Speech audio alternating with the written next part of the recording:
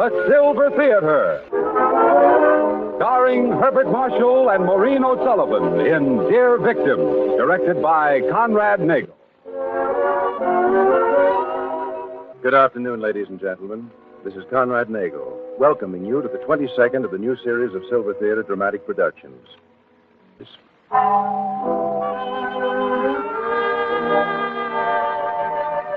But now the lights grow dim and the silver curtain rises on the first act of Dear Victim by Grover Jones and True Boardman, starring Herbert Marshall as Robert Desmond and Maureen O'Sullivan as Eileen O'Rourke, with Eric Snowden as Barclay.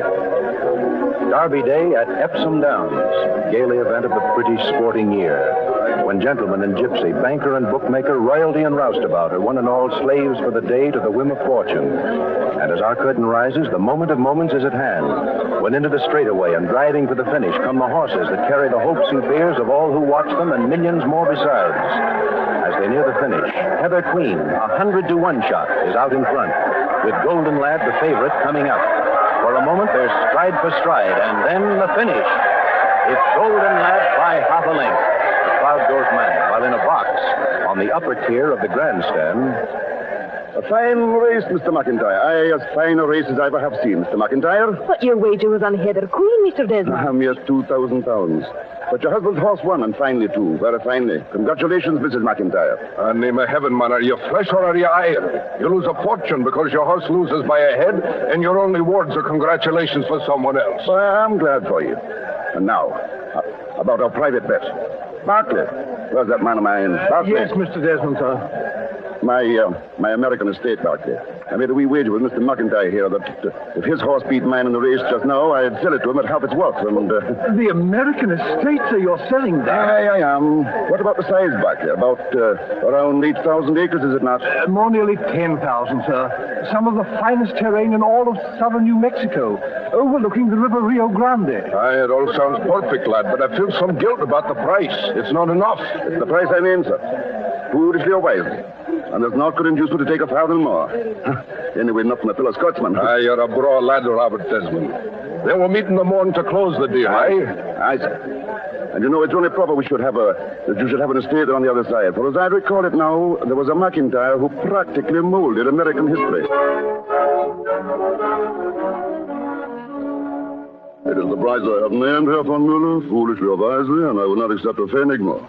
Anyway, not from a fellow Sherman. Jawohl, mein Herr Desmond. You know, it is only proper that you should have an estate on the other side, mein Herr. As I recall it now, there was a von Müller who practically molded American history.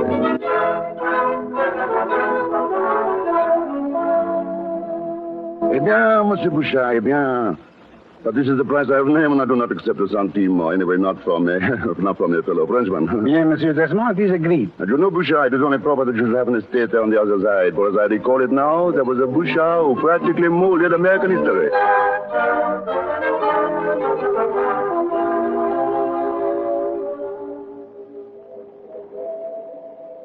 That, Signor Alberti, is the price I have named, and nothing would induce me to take a little more. Oh, no, Bach, it's no use. We'll have to forget about Signor Alberti for a while. For some reason, the Italian escapes me. But if you'll recall, you also had trouble with the Russian, sir, and you finally mastered it. The Italian will come. It's only a matter of time. Indeed. Well, I'm not so sure that I care, Barclay. Not care? I'm about fed up. I'm tired of dashing from country to country, staying in one place only until we've lined up a victim, and then having sold him, rushing on somewhere else. You may believe it or not, but I was positively reluctant to cash Monsieur Bouchard's check before we left Paris. Reluctant, sir? Why? Is it your fault if people insist on buying your property from you? Insist, Barclay? Of course, these little plans of ours have nothing to do with it. Accidents and all the rest. Well, we didn't make human nature what it is, sir. And if it's a fact that a Scotsman will more readily trust a Scotchman, a German, a Swede, and so on, are we to be blamed for taking advantage of that fact? Particularly when I have the accents to teach you. And you, sir, have the, shall I say, savoir-faire to carry them off? What an actor you would have made, sir. You flatter me, Barclay. But there's one thing you overlook. The matter of conscience. Aren't you ever the least disturbed by the moral aspect of our activity? Not at all, sir. After all, you were the real victim in the first place. The injustice of it all. Your Uncle Joseph going off to America, then dying and leaving you 100,000 acres in New Mexico. Uncle Joseph could hardly be blamed for dying, Buck. But he could be blamed, sir, for fostering false hopes. That trip we made, sir, to your American estates, and our first sight of them. Miles of desert. That's the river, Barclay. Don't forget the river. A moist mirage, sir, if I may call it that. A moist mirage complete with quicksands. No, I never told you this. But there was a strong rumor that my Uncle Joseph came by the entire 100,000 acres in a poker game. Poker game? You mean he won, sir? No, Barclay, he lost. I believe it. And now, what of the future, sir? Future, Barclay? Quite, sir. The only prospect I've been able to line up for us is Signor Alberti in Rome. But if you feel your Italian is not yet equal to the task, well... Suppose we simply rest a while. What time do we arrive in Nice? At 7, sir. Good. That won't be too late to drive over to Monte Carlo. Oh, not Monte Carlo, sir. Surely you remember the last time? Doctor, there's an indescribable something that draws me to Monte Carlo once again, and this time I shall win. Very well, sir. But, Mr. Desmond, just in case you shouldn't, sir, wouldn't it be as well to, shall we say, remain incognito for just a day or so? When you first arrive, I mean? In other words, you want me to lie low while you line up another victim, is that it? You put it so eloquently, sir. After all, there is still that one last section of your American estates to be disposed of, and... Doctor, you're right as always, and it shall be done. Until you find out what nationality I can afford to be, I'll compromise by being international with my French. But you needn't fear. I'm going to win. I have a system of action.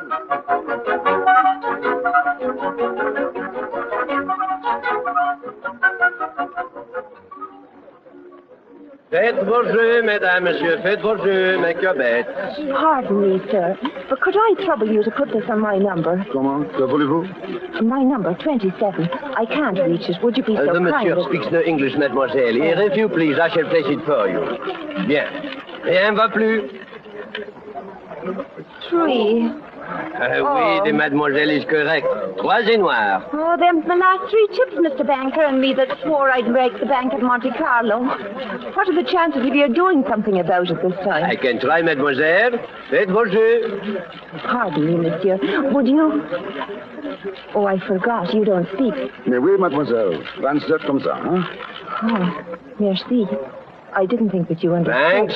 Bank 6 et noir. A pity, mademoiselle, you missed by a single point.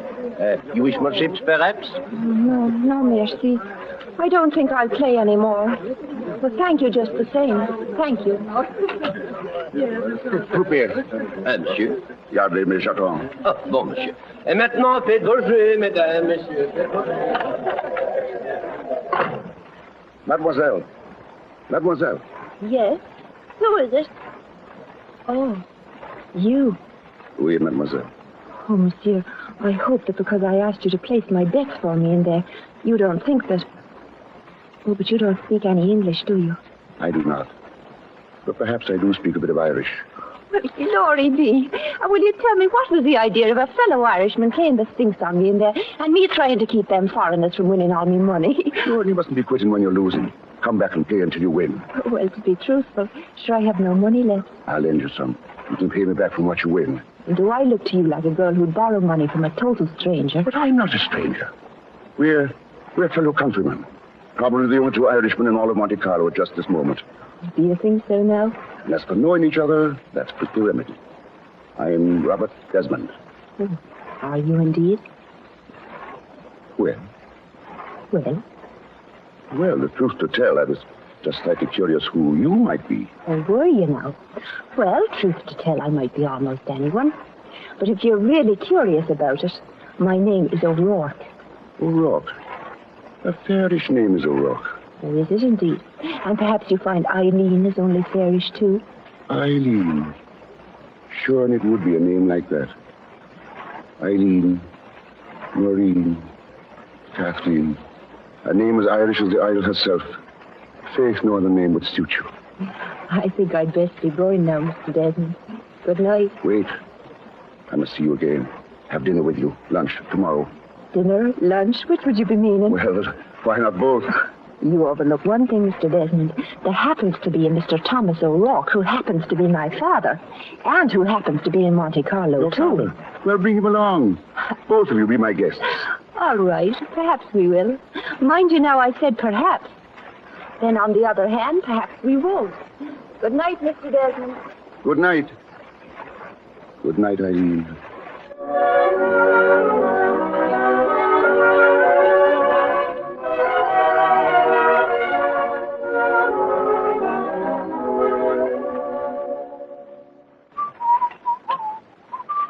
Ah, Mr. Desmond, sir, you must have won, judging by your face, sir. One, Barclay? At the roulette, sir, surely. Ah, can you imagine?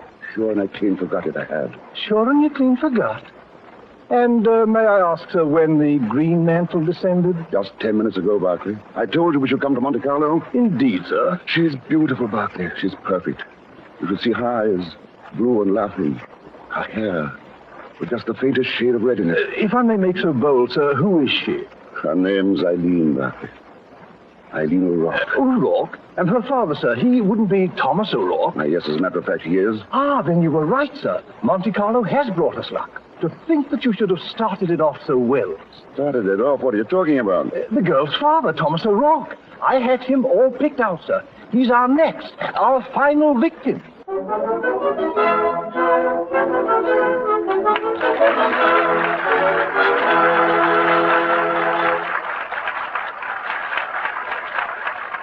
This is Conrad Nagel again, ladies and gentlemen, taking advantage of this brief moment of intermission between Act 1 and 2 of our performance.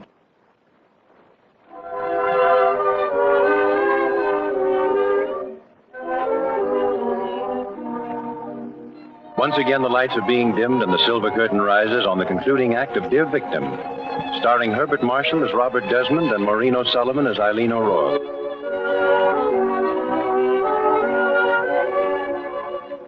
3 weeks have passed. 3 extremely Irish weeks for the man with many countries who is Robert Desmond.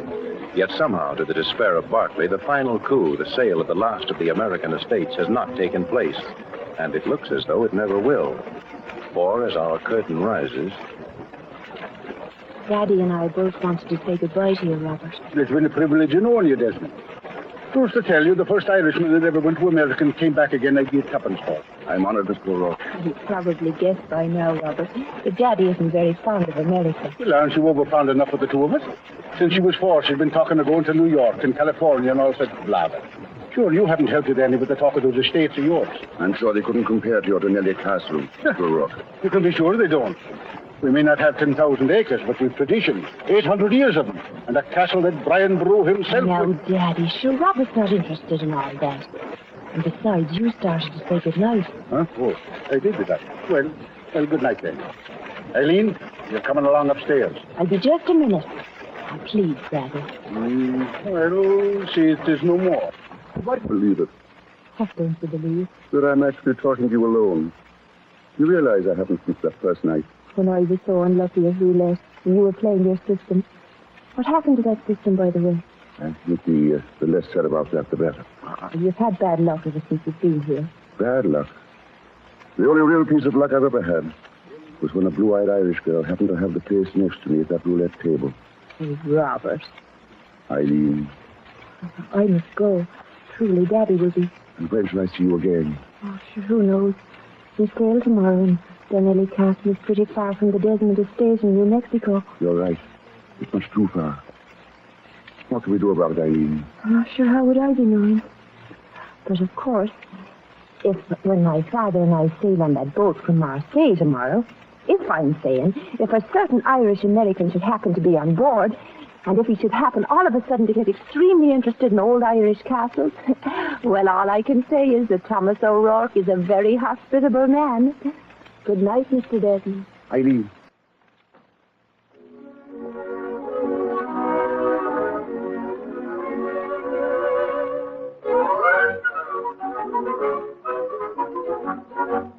Pack, sir? Tonight? Yes, Barclay, we're sailing from Marseille tomorrow at 3 o'clock. Sailing? For Dublin. Oh, the O'Rourke's excellent. It's anything but excellent. I know, sir. I've noticed that. You're not functioning with your usual speed in this particular case. Something seems to have happened to that savoir-faire we were speaking of not long ago. Never mind about my savoir-faire. Start packing. Very good, sir. You know, I'm sure of it, sir. There's just one answer. One answer? The girl. It hardly seems chivalrous, but you must influence the father through the daughter, sir. What are you driving at, Barclay? This, sir, this book. If there's one universal failing of young Irish girls, it's poetry, particularly the poetry of Thomas Moore. Barclay, what? For example, sir, this one.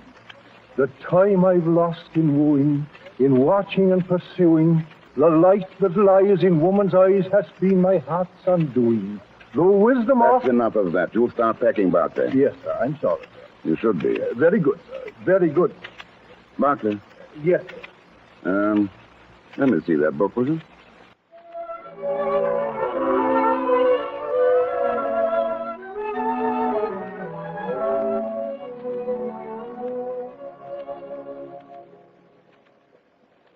Mr. Desmond, sir. She's alone, forward on the hurricane deck. Listen, Barclay, you're my vedette, not my confidential spy. I'm sorry, sir, truly, only I thought. Well, then don't think. I understand, sir. Believe me, I suppose I should have warned you. Warned you? Warned Yes, me? sir. If there's one thing that's fatal to our business, it's a woman. That is, when woman in the abstract becomes a woman in particular. In other words, a woman is the proverbial monkey wrench in the proverbial works. Will you go away and leave me alone before I wring your proverbial neck?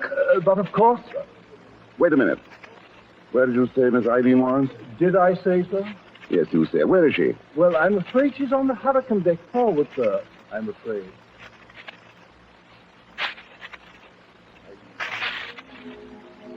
Eileen. Robert. Oh, it's just a beautiful evening. Beautiful. Do you know what I was doing? I was looking off to the north. Spain is over there. And people are being killed and wounded. Oh, it sure seems all wrong somehow for some people to be suffering so much, while other people are... Yes. While other people? I was going to say, while other people are so happy. But then I suppose no one's really and truly whole kit and caboodle happy, are they? I suppose not. Daddy tells me he's invited you to Dunelly Castle, and you're coming. I'm glad. Are you now? Would you not like to go down and dance? It'd be a pity to be wasting the music. Eileen, Yes, Robert. have I ever told you how beautiful you are? Well, not unless I'm supposed to hear things from your eyes. Then maybe you have. A little. Have you never felt things too deeply to be able to find just the words for them? I can imagine it, Robert. Eileen, listen to me. I'm listening. The time I've lost in wooing, in watching and pursuing, the light that lies... In woman's eyes has been me heart's undoing. But that's how the rest of it goes. Did you forget? I did not forget. But those are someone else's words, Eileen. And when you have verses from me, sure, they'll be my own. Will they now? And there's something I want you to remember. Will you do that? I'll remember. I promise you. Then it's this. That there are times when a man can hate himself for what he is. And wish with all his heart that he was something else. See, that's a strange thing for you to say. Well, it takes the place of a lot of other things I'd rather say. Oh, I see. Look at me. There's no need. Why, Eileen, you... You've got to listen to me, Robert. Dunelly Castle, in spite of all you've heard my father say about it, I hate the place, and there's nothing I want more than to get away. Eileen. Remember once you said you might dispose of your estates in America? Well, I've been talking to my father about buying them. About buying them? Of trading them. No, trading our estates in Ireland for yours over there. And I believe that with your help, my father could be won around. You want me to help you sell your father? Oh, please, Robert. America's always been my dream, and from what you say of your estates, there's no place I'd rather live. Oh, please, Robert. Help me win my father to the trade. You must. You can't know what this means to me.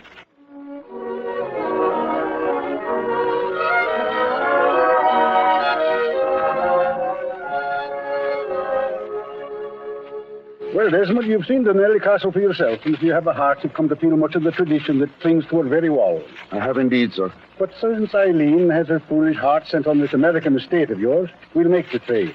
You have here a map of your estate. Yes. Here it is, sir, and I took it on myself to have a solicitor draw up a bill of sale, sir. 10,000 acres. And you value it at £10,000. That has been the figure, sir. Yeah, that same amount is only a fair price for the castle here. I have an agreement drawn up, too. Eileen.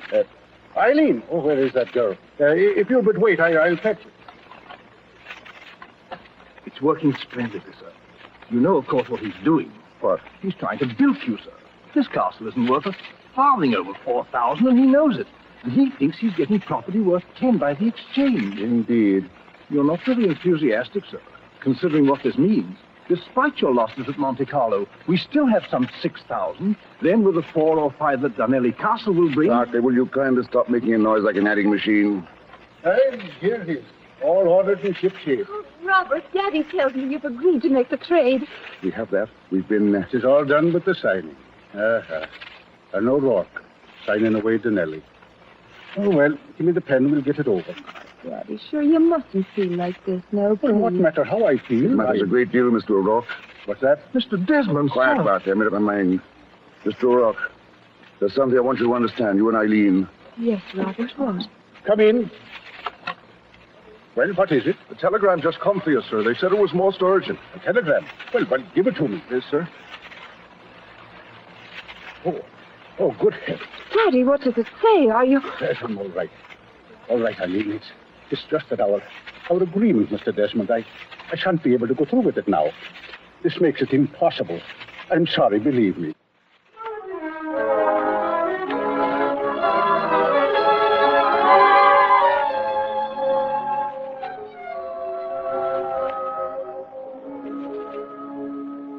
But Eileen, my dear, if your father's in some sort of trouble, there's a chance that I can help. Oh, you couldn't, Robert. Believe me. I believe you when you look up here at me and tell me what is wrong. All right, Robert. My father can't trade Dunelly Castle to you because he must sell it at once for cash. He must have money now. But why? Investments, Robert. Speculations that were worthless. And now there's a debt that must be met. And only cash can meet it. How much does he need? Oh, sure, it's nearly 4,000. So you see, there's no hope, Robert. Is there not? Perhaps there is. Eileen, how much is Dunelly Castle really worth? In cash, I mean. Why do you ask that? Because I'm going to pay your father what it's worth, with the understanding that when he's ready, he can buy it back for the same price. Oh, Robert, but why? Why? Because you've made me want to do something, and to be something I've never been, Eileen. And this is the beginning. Robert. I love you, Eileen. Oh, I can't do it. I can't. Eileen, look at me. You're crying. You've got to know, Robert. You've got to know, Eileen. You're not what I think. What are you trying to say? That I'm... What are you trying to say? But just this, that I'm not Irish. My estates in America are desert, and that I love you. Oh, Robert. What were you trying to say? That I'm not Irish. That Dad and I never own more than an option in any castle in creation. And that I love you. Oh, darling. Oh, my sweet, my sweet. If I'd only known you were a phony from the first, the torture it would have saved me. Sure, and what about... and what about me? So, from the beginning, I've been the victim of a hoax. From the beginning, darling. That night in the casino at Monte Carlo. Daddy picked you out especially because you looked so honest and so dumb. Of course, there have been other victims before. A dozen of them. Oh, Robert, we've sold so many castles in this country for 3 times what they're worth. But And I suppose that each of your victims fell in love with you. I'm afraid they did, Mr. Desmond. Do you mind too much? Mind, come here. I'm here. I suppose you know that you're a shameless woman. Completely. And that you should be turned over to the nearest constable. Exactly. Along with you. Always with me, from this day forward. You have my word on it. Only your word, darling. No, by heavens. Oh, my darling, my own darling. Yeah, Eileen, did you... Mr. Desmond, sir. Hi, Dad. How's the old man? Greetings, Barkley. How's tricks? Why, really, Eileen, now I ask you, is that any way for you to... Oh, relax, Dad, relax, or you'll stand out as comedy relief. We're playing this scene straight. What? This would seem to be wolf meeting wolf, Mr. O'Rourke. I'm not going to buy your traditions, and you're not going to buy my desert. Oh, sir, you shouldn't have said that, sir. If you don't mind my saying. Well, I do mind your saying it, Barkley, which reminds me, you're fired. But if you can conceive of being an honest man again, we'll take you back to America with us. Right, Miss O'Rourke? Right, Mr. Desmond. Eileen, you mean we're going home? I'll say we are. Now that I think of it, I should have been back in America a long while ago. You know what, Barkley? What, sir? As I recall it, there was a Desmond who practically molded American history. And if there wasn't, then there's going to be.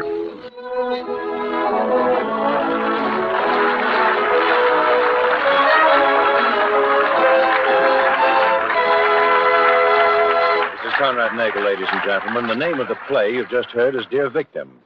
The names of our stars, who will be back in a moment for a personal greeting, are Maureen O'Sullivan and Herbert Marshall.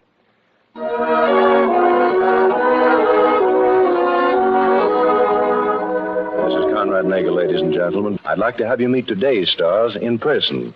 And here they are, Maureen O'Sullivan and Herbert Marshall.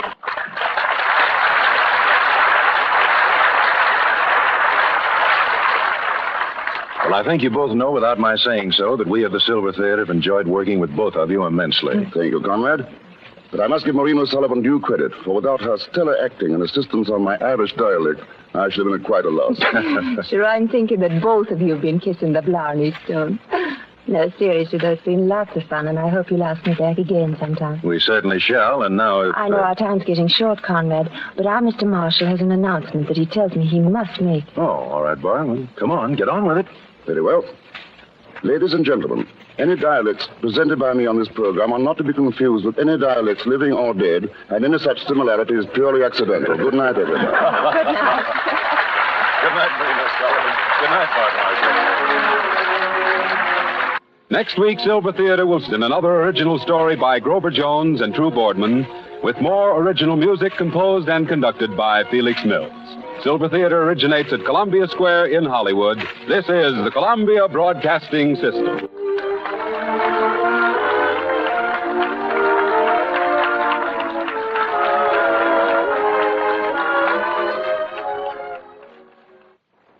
This is the Columbia Broadcasting System.